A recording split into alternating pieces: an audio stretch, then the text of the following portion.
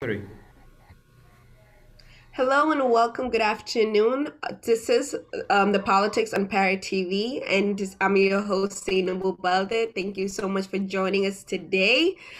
Today we have an interesting topic going on. I know you can see it right there on the side right here.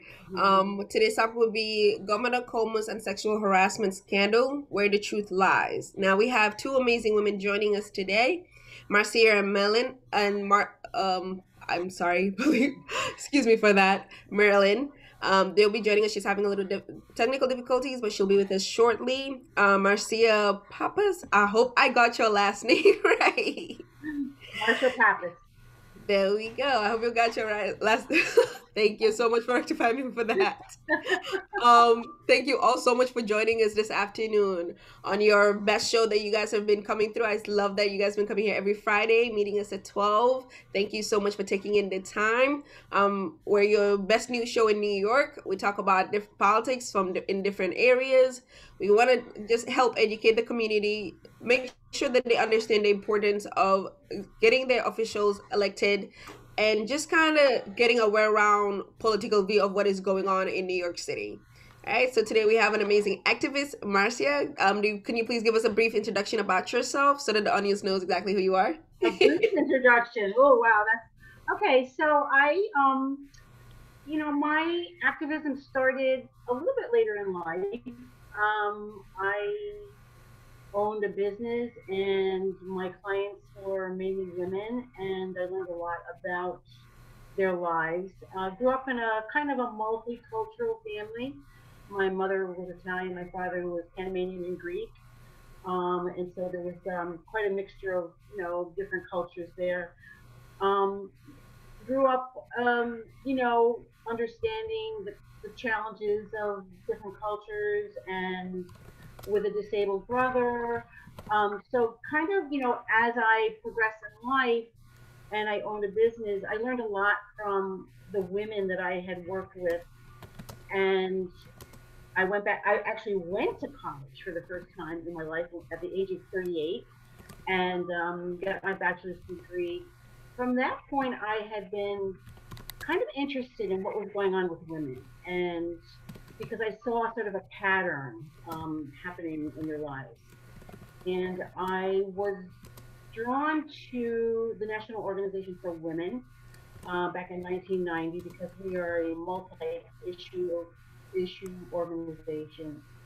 We didn't just focus on one thing. We focused on a lot of things like reproductive rights, domestic violence, ending violence against women, ending racism, lesbian rights, economic issues, all those things that affect women's lives day to day. And so I was a volunteer for many years. And in 2005, I was elected as the president of the statewide organization. I retired from my business and went full time into being the president, CEO, and primary lobbyist for the organization. So I had great mentors, and I just have a passion for justice and seeing equality happen. We still have a long way to go, but I think we're getting there little by little. Thank you so much for that. We can just start it right off and just ask. You did say that your business kind of made you get into the role of activism because you had a lot of women that got into that. Do you have like a personal story that kind of made you feel like, you know what, I'm tired of just kind of being in the background? Because I know before you started your business, there was probably moments where you felt like you wanted to do something. Where did it click for you? And when was it that you said, you know what, I'm going to choose this type of like as feminism, exactly, especially to move into feminism? Like, what made you choose that particular? Well, I think, we all sort of come to our sort of awareness at different times in our lives, and sometimes there are little clicks, and sometimes there are like big clicks in our lives. But the big click for me was I had a client who was a nurse, and she was very involved in the reproductive rights movement. And when I say that, it's not just about abortion, but having birth control accessibility for women, helping women to understand, what it meant to be able to control their own bodies in terms of giving birth. or not. I'm childless by choice, and I think that those are important decisions that women make, and they should be able to make them freely. So the story behind how I actually got involved was the client that I had was a nurse, and she was very involved in that part of the movement. I asked her one day, "Why did you get involved?" And she said she was a nurse out in the Midwest, and she held the hand of a 16-year-old girl in the emergency room that died with a coat hanger still hanging out of her body because she had given herself an abortion. That was I think, the moment in her life that catapulted her into the movement. And when she told me that story, something really hard clicked for me.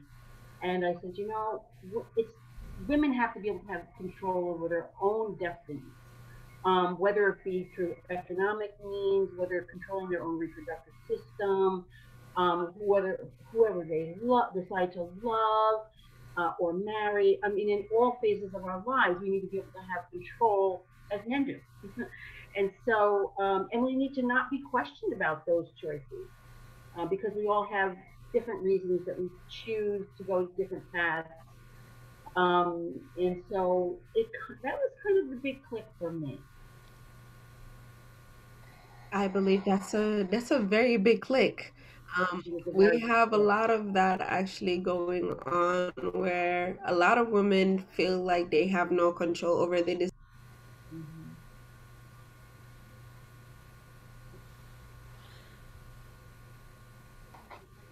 Having a little trouble Sorry. here. There we go. I'm like, that's a big topic that we have right here going on today. And I believe that feminism does take a role, especially in how we are communicating our needs as well. Mm-hmm. Because what we're trying to find out, or basically kind of make people understand, is what is feminism really, not what other people think it is. So can you please dive into that, as in what is feminism to you and its different forms?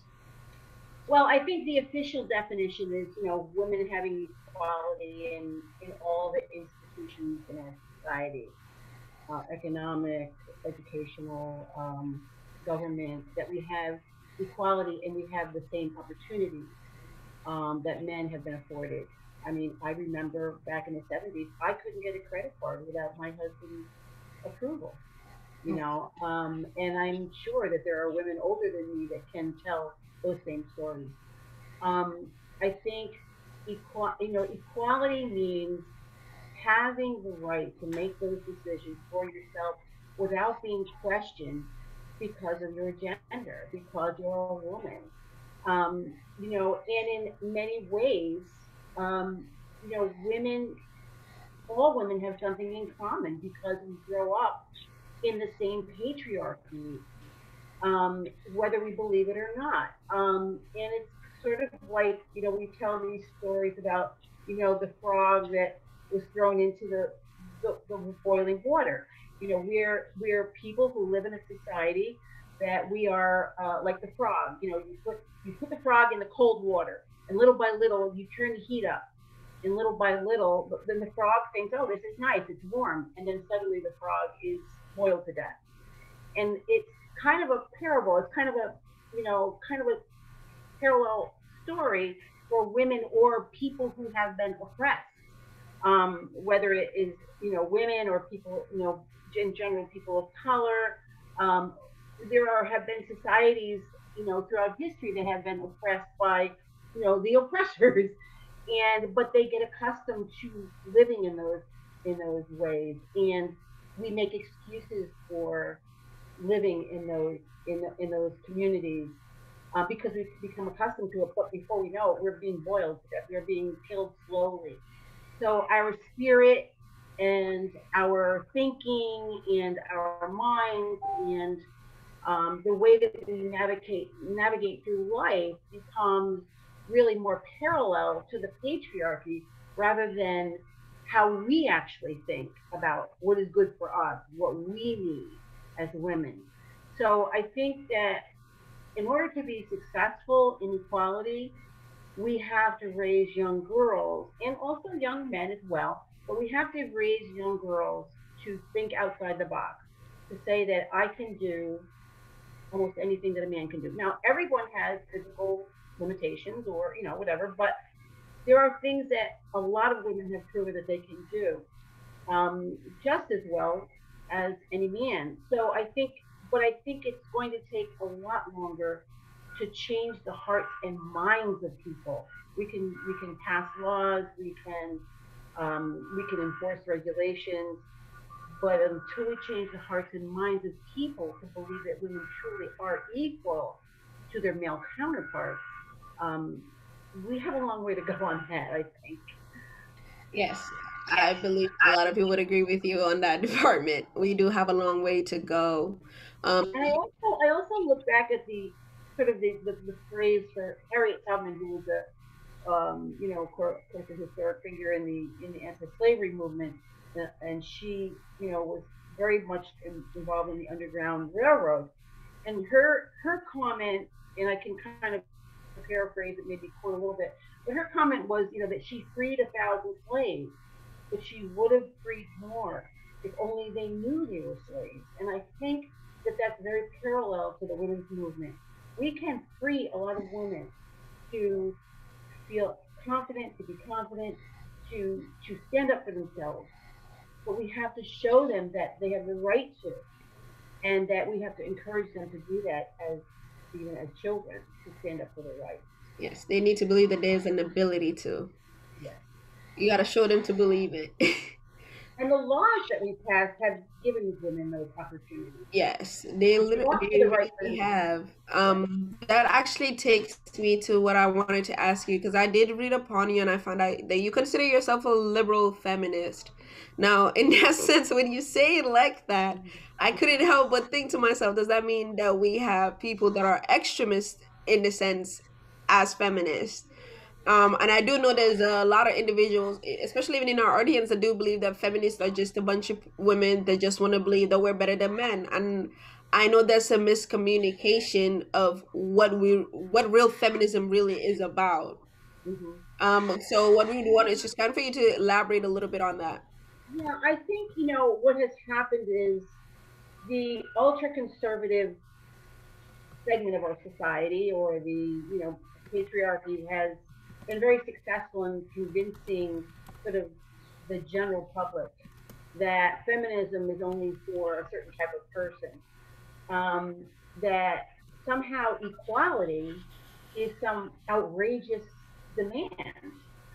And I think that it has taken a long time to convince a lot of people that equality is something that should be the norm, that everyone benefits when we educate girls, when women have equality, when they have their voices heard, when the laws allow for everyone to have equal process, due process under the law. And so fighting for due process, in fact, helps everyone. It's not just women. Um, so, when I say liberal, I think that, I proudly like wear that title because, you know, still in today's society, people think as a liberal feminist as someone who believes that, women are, intelligent, capable. We have strength. We certainly have strength in numbers. We can see that, as, now that we've seen what's happening around, this state, that women can and should speak up for what they believe in, and that we are now, I think, becoming much more educated in terms of the process that we are entitled to, but that everyone is entitled to. And so, I always say, listen, equality is equality. If you want the privileges, or you say you want to be free, then you have to also take on the outcome of what that freedom can sometimes bring. It can bring a lot of criticism. It can bring, I mean, I can't tell you the names that I've been called throughout the years, the threats that I've received. It's a normal part when you're fighting against the status quo, you're going to get pushback. And people like myself and like Marilyn Fitterman, I wish we could have gotten her on. We have pushed back for decades, but we also knew that that was part of the package, and we were willing to take that on. I grew up in a family. My father was a World War II veteran, and he, fought in the Battle of the Bulge. He was very young when he was in the war, but he was a teamster as well. In his years, unfortunately, he died very young. He was only 49, but he all of his life fought for the right of the working person. And he always said, if you believe something strongly enough, you should be able to say you'll give your life for it. And if you believe in equality of men and women, then we should be willing to stand up and take those hits from our oppressors or haters or people who just don't want to give up the power. So, in some respects, that may be considered liberal or aggressive or whatever people want to, sort of give that badge to someone like me. But I wear the badge very proudly. I have no problem with that. So, but yes, I guess I would consider myself a liberal feminist because I'm not willing to just accept the status quo. We love to hear that. I do believe there's a lot of young people that feel the exact same way as you do. So my next question would probably be in the lines of how does one become a feminist? And is that, when we say it like that, it almost sounds like a position you have to apply for. But how does one become a feminist? I think it's a growing process. I don't think it's always something that just happens overnight. I think what it is, for years we did what we call consciousness raising. And what consciousness raising does, and we always wish, people would do that again, come back and do those kinds of workshops and, public speaking. And consciousness raising allows one to understand how they are not in isolation, that their lives, namely women's lives, when you look at yourself as an individual woman, when you finally realize that how you've been treated, how you've been spoken to, how you've been looked at, is part of an entire system of oppression, you suddenly realize I'm not alone. It's sort of this awakening, like, my God, my mother went through this, my grandmother went through this, every generation before me had it even worse. And so now I want to make it better for the next generation. I mean, I've been doing this now, officially doing this kind of thing since about 1990. And people say to me, what keeps you going? And I said, my interns used to ask me, what keeps you going? How do you? And I said, this is what keeps me going. What keeps me going is knowing that what I do today is going to help future generations well after I'm gone. You look at people like Susan B. Anthony, Elizabeth Cady Stanton, all of the feminists, our foremothers, they didn't see the fruits of their labor. Susan B. Anthony was not alive when women got the right to vote, but it didn't stop her from fighting for that right until she was well into her 80s, until she died. So it's a calling, I guess you say. It's a calling that says, I may not see the fruits of my labor right now, but I'm going to know in my heart, in my soul, that women after me are going to benefit from the work that I've done. So I guess, but again, it's seeing yourself as a part of the bigger picture. We love that answer. That is a very beautiful answer right there. We love that answer. I do believe that the future is the key. So it makes a lot of sense because what you're trying to do is kind of prepare the next generation and how to handle this and how not to basically say, you know what, we're gonna stand for the same like cycle. We're here to break the cycle, and I do believe that a lot of the people watching this also feel as though this might be that time where like everyone is getting up to move that. And you did say that you saw that a lot of women started speaking up more for themselves. Would you believe that the Me Too movement did apply to that? Like it brought a lot more people to know what feminism really is about, what it stands for? I think every movement that encourages women to speak out is good. Um, we're going to butt heads sometimes in the way that we do it or the reason that we do it, but we're all individuals. We bring our own histories to the table, and so that is part of what a democracy is that you can have 500 people around the table, but we all bring our own personal history to it. So those are the things that shape us as a society. What are the experiences that we have? How were we taught to deal with those experiences?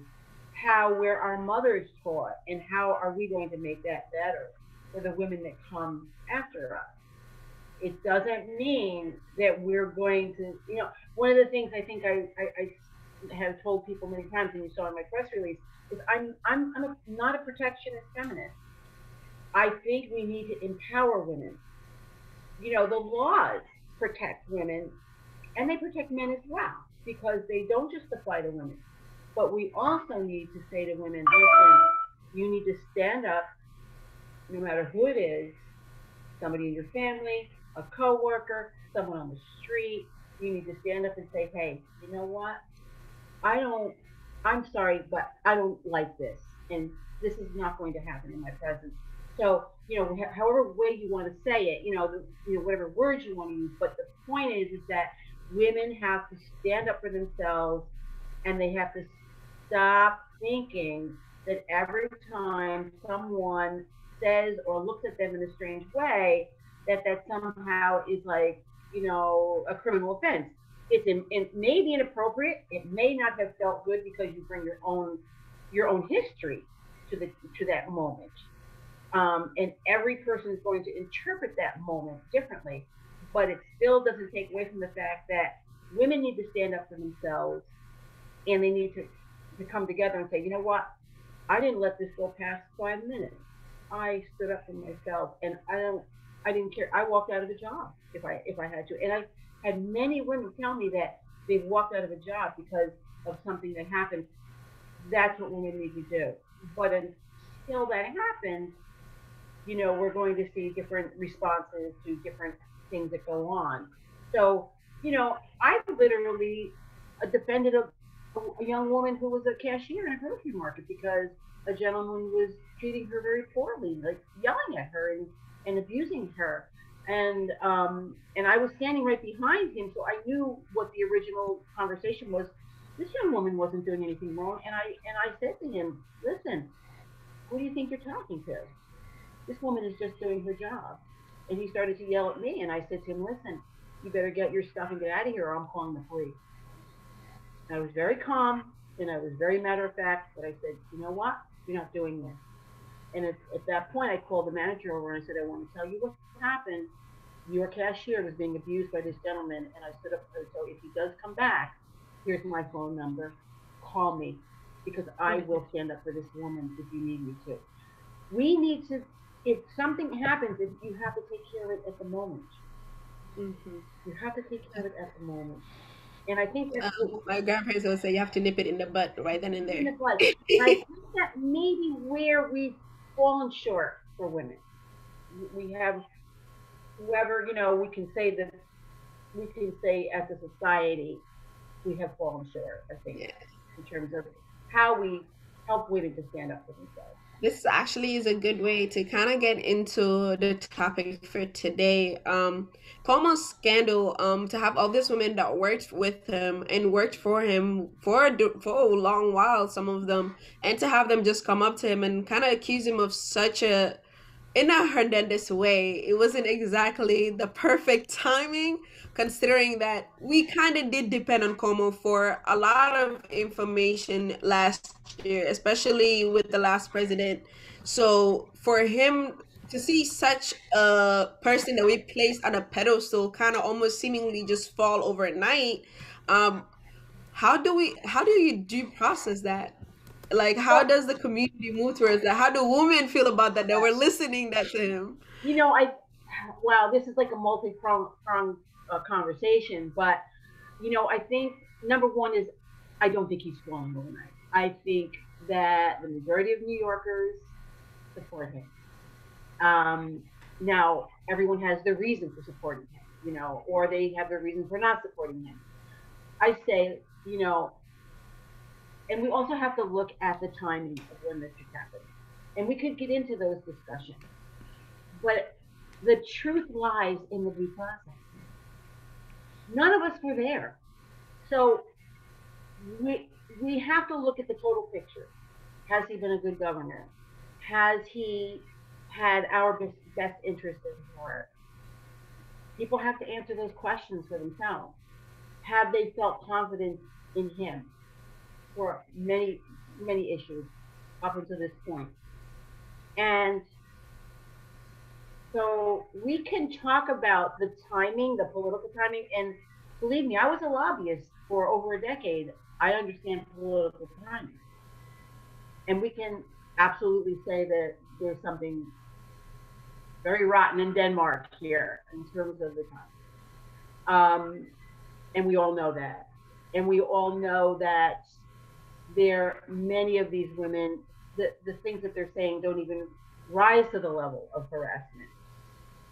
But the reality is, in the end, this is about due process. This is about justice. This is about everyone, whether you're a governor or whether you're just an average guy on the street or a woman on the street. You deserve to be heard if someone accuses you of something. And for people to call for his resignation is ludicrous. It's ridiculous. We have to look at, what if that was your husband or your brother or your son? Would you want a family member to have to lose their job because someone accused them of something? This is not to say whether people should believe him or her. Everyone has their opinion on that, and they should, because there's a lot of things that enter into this whole picture. But in the end, this has to do with who is due process, and if we ignore due process in our society, who suffers more? Who suffers more are people of color and the average poor person that can't afford to get an attorney. I said this to someone the other day, and I said, you can call me an extremist if you want, but think about the people who have been on death row and who have been executed throughout the history of this country who didn't commit the crime. We cannot afford as a society to ignore due process for anyone. And if we go down that road, we're going to see more and more people suffering at the hands of an accusation. And at this point, these things are accusations, they are allegations. Nothing has been proven yet. People will decide in the end how they feel. Some people may change their mind and say, you know what, too much proof, I don't support him. Many people at this point have come to me and said, these accusations are bordering on ridiculous. So, we're going to get people, feeling different ways in different points of the process, but the process has to take place. The governor deserves it. He's been a good governor all these years. But in saying so, you did mention that the women as well deserve to be heard. Now, the conditions, like you said, what they're being told or expressing happen could, to some viewers, look almost minuscule and compared to other actual real events where women have actually come across and said, this person did assault me, this person did do this and did this, and they had concrete proof. And you were mentioning also about how being a lobbyist, we also knew divine timing. Now, in this case, it was kind of one of those moments where we, as individuals looking outside, we were just like, why are we ruining the reputation of such a person that did help not just New York City, but really help the whole United States as a whole? So I believe that did bring a lot of conflict. Now, how does he come back from that and make sure that we kind of have the same faith in him again, be that he's proven right in this case or wrong?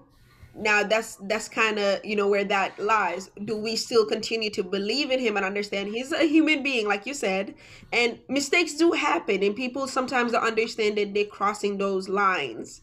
Now, do we use him as an example to what growth can be, or do we at that point just disregard him? No, I think this is like, something that is obviously open for discussion, because it definitely is a growth period for everyone, and as he said, a growth period for him as well. Um, you know, we all come from different cultures that just do different things automatically. Someone said the other day he wasn't brought up as an Italian. All four of his grandparents were from Italy. You know, he grew up in a very Italian family. I know what that's like. I did too. I grew up in a Greek, Italian, and Panamanian. I mean, we know our cultures and the kinds of things that are acceptable within the cultures, and that are, you know, kissing and hugging in many cultures is not a big deal. However, having said that, we have moments in our lives where I call them teachable moments. This Hmm. may be a teachable moment for many people, that it's not always looked upon as favorable. At the same time, we've been fighting for the rights of women for decades, and Decades. the right to speak up, the right to say no, even if it's the governor, you have the right to say no. Um, uh, I'm sure there are a lot of women out there that can tell their stories about times they've had to say no. Um, I think it's a teachable moment. I don't think, quite honestly, that given his popularity and what he has done for New York State, I don't really think it's a matter of coming back, because I think you've got three groups.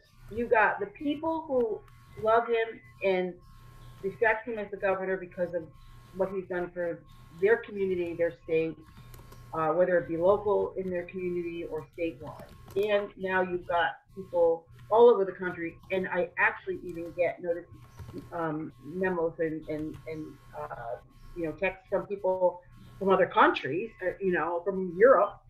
Um, so you've got people who are going to support him because he has been a good governor. He has done the right thing for many people. You're going to always have his haters. He could walk on water, and there are people who are going to hate him. It doesn't make any difference what he does. And then you're always going to have people who are on the fence. That's politics. That's the way politics works. So really, I where does the think truth lie in all of that? I That's the think thing. it lies in the due process. It lies in due process. I mean, you have to have respect for the judicial system that we have, and try to have some faith in that everything's going to come out in the wash eventually, and that we're going to know in the end. And that's why he said, let the process work, let it happen, because he has faith in the process. Mm. And I think that in general, we should have faith in the process as well. Not to say that we haven't had times where we didn't have faith in the process, but we should try to have some faith in the process that we live under. And if we Yes. don't have faith in it, then get involved and make changes. Anxious. There we Make go. changes within your own community, and then it's a ripple effect, Uh, because those people who run for office as a local politician are going to eventually run for state and maybe national office. that is very true. You did mention, just going back to talking about how Cuomo was born and like he was raised Italian because of his grandparents and his lineage. And you talked about the cultural differences. So in this case, I kind of want us to touch a little bit before we run out of time on the culture of kiss. Knowing there's different people from different parts of the world, we all look at a kiss differently. So Yeah, you can understand where the confusion could have come about. So if you could just please touch on that a little bit before we head out. I think that if your culture is that way, and in that way that hugs and kisses are no big deal, and you approach someone who doesn't feel comfortable with it, it is on the onus of the person who doesn't feel comfortable to Yeah, say but how so. does that differ between male and female? Because for a woman, women can just go up to another woman, just hug them and kiss them on the cheek, and we can have that rapport, and there's not a problem. Mhm. So, do we have like a bias where we have hold men to a different standard when it comes even to the culture? No, I don't think we should hold. I mean, everyone should be held to the same standard. I don't think women should be held to a higher standard. I don't think, I think we should be equally held to the same standard. If I walk up to you and I want to hug you and kiss you and you don't feel comfortable, you should say so. Or somehow in your body language, show me that that's not appropriate for you. And if I'm at all, aware, I will notice and I won't, but it's up to the person who feels uncomfortable to say or do something. Because unless we know, I mean, we've all done or said something in life to someone that offended them, but we didn't know. That's true. So it should be up to the person who's offended to say something. That's true. That is definitely true. We say communication is key, and I believe that Absolutely. that goes for every form of relationship that exists. If we Absolutely. cannot communicate that, we would definitely causes this type of misunderstanding. Absolutely. Before we head out, I know we have a minute left. Do you have any messages for your fellow feminists and to the fellow New Yorkers on this, specifically on this scandal, as well as just in general? And I think my message to people is stay focused on the process. Stay focused on what is fair and just for everyone, not just for the governor. The governor is in the public eye right now, but in reality, what happens to him in terms of the process, if they deny him due process, you're asking them to deny everyone full process, due process, and we don't want that to happen. We want everyone to have their fair shake in court. And so keep your eye on the ball, keep focused. Don't let people deviate from that message, because people will gaslight you. They will try and get you to say, "Well, do you believe him? Or if you don't believe him, or he did it." You know what? In the end, people can believe what they want, but let's look at the process and focus on what is best for the greater good. And So just have faith in the system that you are being led and by. if you don't have faith in the system, get involved and change it. I like that. We love that. We love that. Thank you so much for joining Thank you us, for taking having your me. time out of your day to Thank kind of you. just educate us all a little bit and give us more information. We really do appreciate you taking the time, Thank as you. well as the audience. Thank you so much for joining us every Friday at 12 here at Parrot TV. This is the politics. Please do. We appreciate you guys always for coming through and taking your time as well. Do subscribe to our YouTube page. Check us out on Instagram and Facebook, The Parrot, and so that you can just keep you on all the channels and everything politics in New York. Thank you so much again Thank for your time. We you. appreciate you all. Everybody have a good Friday. Okay, enjoy your weekend. Be safe. Bye bye.